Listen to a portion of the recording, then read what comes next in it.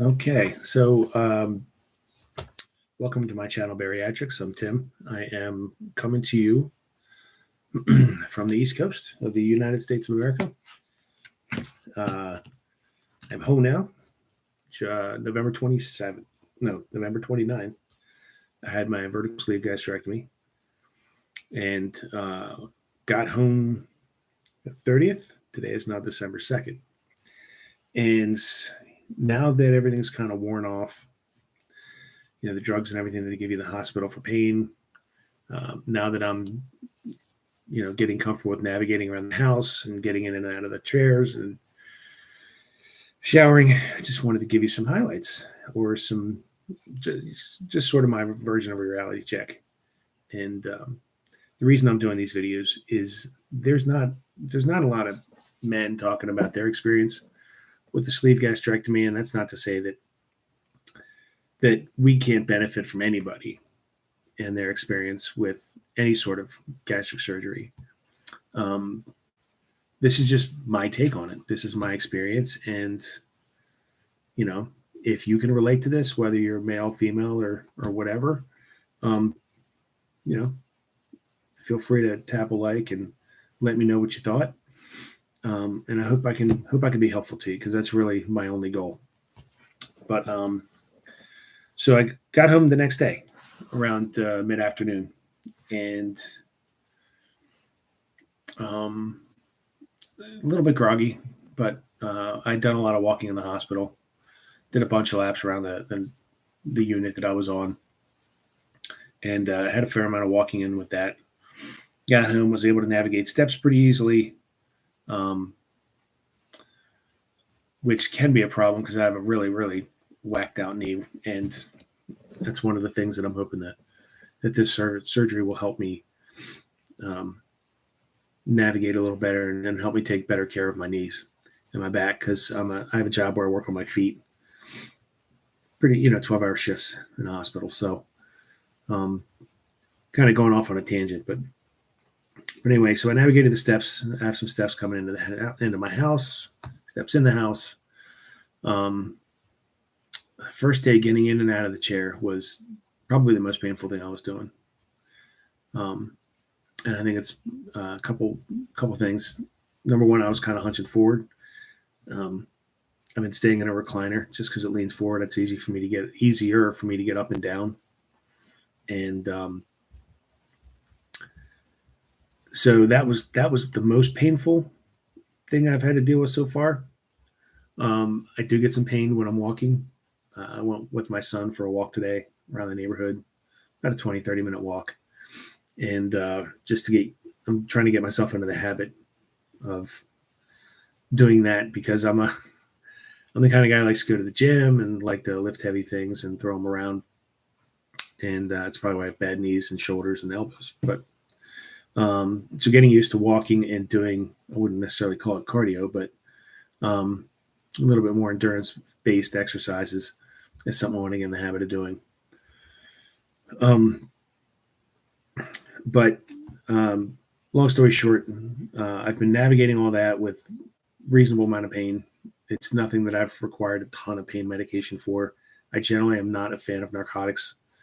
One of the side effects a lot of people know is constipation. And, I don't know too many people that I've heard from after surgery that didn't have some pretty heavy constipation to deal with. And it doesn't sound like much, but when you're straining your muscles and you're feeling pain on both sides, it's not a good place to be. So being proactive with medicines with that helps. Walking helps. Keeping up with your fluids helps. All the things that are recommended, ironically, it's amazing how they recommend those things. As far as my diet goes, I've been a big fan for a while now, actually, of Premier protein drinks, because they have high levels of protein. I think it's 1 gram of sugar, and just very, very balanced. There's a lot of vitamins in it.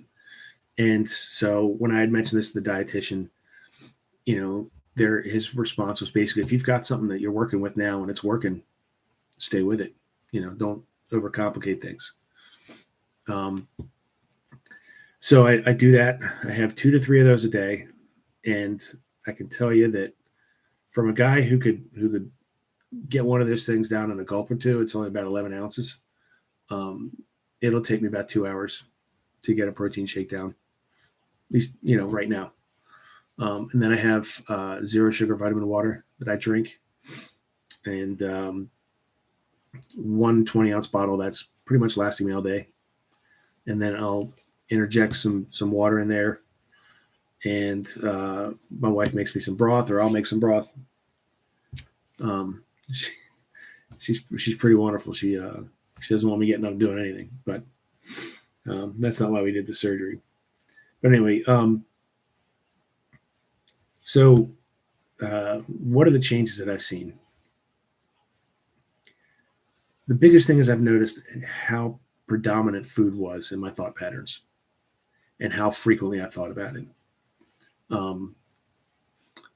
I've got a son and a stepson, both under the age of 12, and 2 adult children, or stepchildren rather. And, it's the holiday season. And so, the temptations and just like, smelling pizza or sandwiches, or subs or fries or whatever. It's really become glaringly obvious how quickly my brain goes to what I guess it's like a comfort, what I use for comfort, what I use to either escape how I'm feeling, or what I'm using to feel better, feel different, and so it's pretty glaringly obvious how much I can let food dominate my thought patterns. It's also staggeringly, I'll say interesting, extremely interesting to me how little it takes to fill up, and yeah, I'm just taking little sips as I go. So those are some highlights, and I'm a medical professional, so it's sort of funny to me that even with years and years of training and practice, that that this still comes as a, oh, I can't believe it, but it does. It absolutely does. Fortunately, I had, and I think I said this in my previous video, I've had quite a few people go through the surgery that I know, and I have yet to meet one of them who tells me that was the best or one of the top 3 decisions they've ever made in their life, and would definitely do it again in a heartbeat. Not that they want to, but I'm very comfortable with having made this decision. I do have family support. I do have friends that are supportive. I have some coworkers that I made aware of it for 2 reasons. Number one, I worked right up to the day before my surgery, and I did not want to be a crabby pain in the butt at work. And I didn't want to go barking at people without at least letting them know, hey, I'm on an all-liquid diet. I may not be real fun to hang around with. So if I am short with you, I apologize in advance, and feel free to call me on it. So try to nip that in the bud, and same with my wife and my kids, my family. But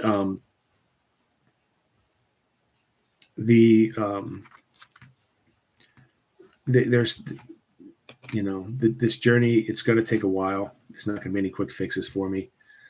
And I think that's a good thing.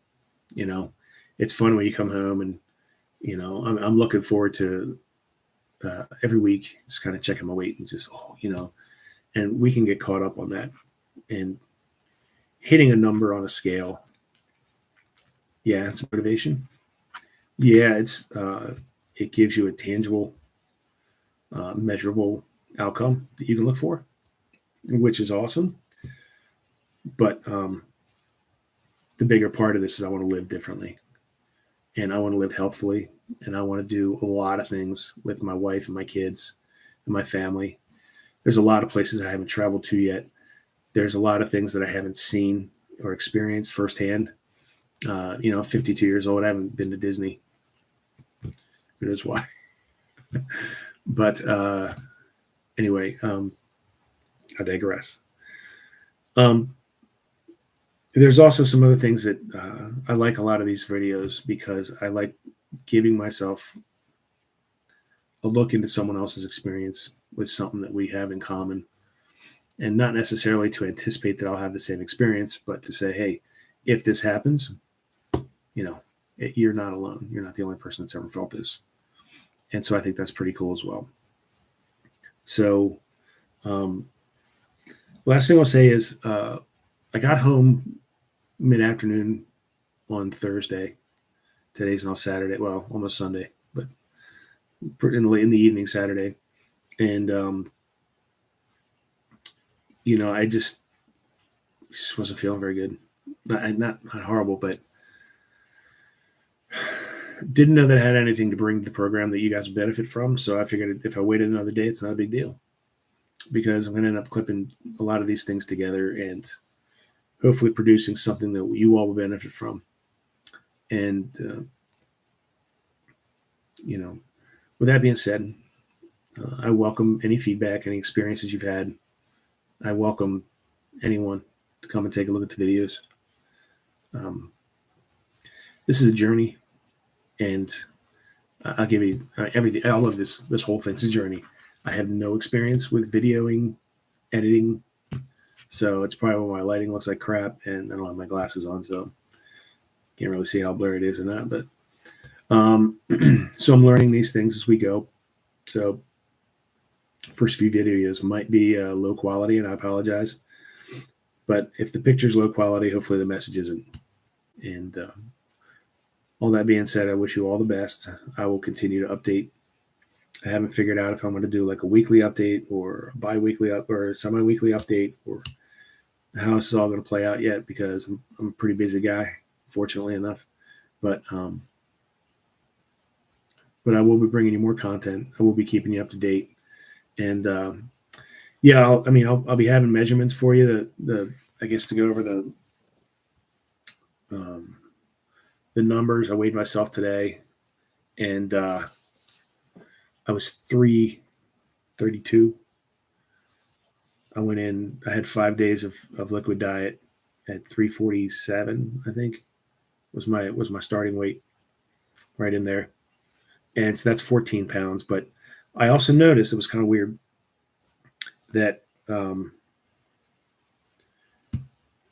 I went up a little bit from the previous day. And I think part of that was that, as I said, and I don't want to sound, I don't want to make anybody feel uncomfortable, but the physiology of it is that constipation is one of your body's responses to a dramatic change of the gastric system. So once that was remedied, I'll see what happens and see if that affected my weight tomorrow. But after the first week or two, I think weighing myself once a week should be plenty, because again, I don't want to focus on the numbers, because I know that they're going to come. You can't feed a human being this size on the small amount of liquids and proteins that I've been taking in, and expect anything but a drop in weight. So I'm starting to ramble now. I wish you and yours all the best.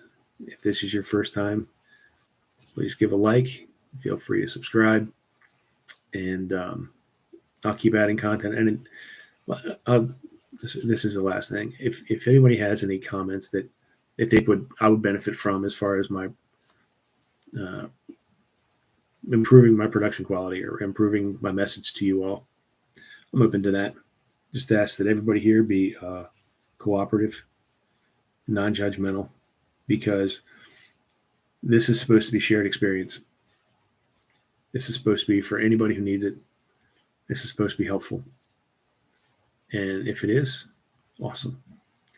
If it's something you can't benefit from but somebody else would, and you want to pass it along, welcome aboard. We just ask that everybody gets treated with the same amount of respect. So, happy holidays. Blessings to you all. Thank you very much.